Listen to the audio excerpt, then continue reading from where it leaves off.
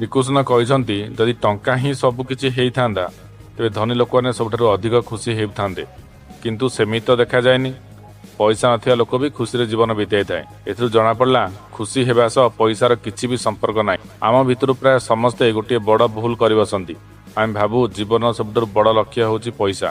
ଦିନ ରାତି କେବଳ ଟଙ୍କା ପଛରେ ଦୌଡ଼ି ଦୌଡ଼ି ଆମେ ଭୁଲି ଯାଉ ଯେ ପ୍ରକୃତ ଲକ୍ଷ୍ୟ ପଇସା କମାଇବା ନୁହେଁ, ବରଂ ନିଜ ଜୀବନକୁ ଇଚ୍ଛା ମୁତାବକ ବଞ୍ଚିବା। ଥରେ ଚିନ୍ତା କରନ୍ତୁ, ଆପଣଙ୍କ ପାଖରେ କୋଟି କୋଟି ଟଙ୍କା ଥିବ, ହେଲେ ନିଜ ପରିବାର ସହ ବସିବାକୁ ସମୟ ନଥିବ, ମନପସନ୍ଦର ବହିଟିଏ ପଢ଼ିବାକୁ କିମ୍ବା ଶାନ୍ତିରେ ସୂର୍ଯ୍ୟାସ୍ତ ଦେଖିବାକୁ ଫୁରୁସତ ନଥିବ। ତେବେ ସେମିତି ଧନର ଲାଭ କ'ଣ? ପଇସା କେବଳ ଏକ ମାଧ୍ୟମ, ଲକ୍ଷ୍ୟ ନୁହେଁ। ଅସଲି ଧନୀ ସିଏ ନୁହେଁ ଯାହାର ବ୍ୟାଙ୍କ ବାଲାନ୍ସ ବେଶୀ, ବରଂ ସିଏ ଯିଏ ସକାଳେ ସେଜରୁ ଉଠିବା ପରେ ଏହା ସ୍ଥିର କରିପାରେ ଯେ ଆଜିର ଦିନଟାକୁ ସେ କେମିତି ବିତେଇବ। ଟଙ୍କା ନିଶ୍ଚୟ କମାନ୍ତୁ, କିନ୍ତୁ ଜୀବନକୁ ବନ୍ଧକ ରଖି ନୁହେଁ। ନିଜ ସମୟର ମାଲିକ ନିଜେ ବନନ୍ତୁ, କାରଣ ଶେଷରେ ଏହା ହିଁ ସବୁଠାରୁ ବଡ଼ ସଫଳତା। ଯଦି କଥାଟି ସତ ଲାଗିଲା ତେବେ ଭିଡ଼ିଓକୁ ଲାଇକ୍ ଓ ଚ୍ୟାନେଲକୁ ସବସ୍କ୍ରାଇବ୍ ନିଶ୍ଚୟ କରନ୍ତୁ।